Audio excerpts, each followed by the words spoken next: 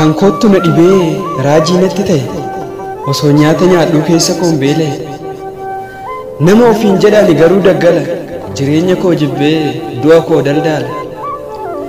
Eeyyan dhugaa jedhaaniyyuu daggala kophaa koon jiraadha kophaa koo tangala. Qaama koo qoqqoodee ba'aa lama baadhee foolii koo wallaalee ofirraa baqadhe. Abdii kottu bade kan boriif riqichaa ijji kiyya lameen imimmaan gingalcha. Na dhukkuba cinaachi koo nan wallaale waansa gadi jedheen yoo ilaalu garjalaan waraansa. Fayyuma lafaa ka'ee garaa koo na afuufa akka jinniis godhee takkaan urgufa.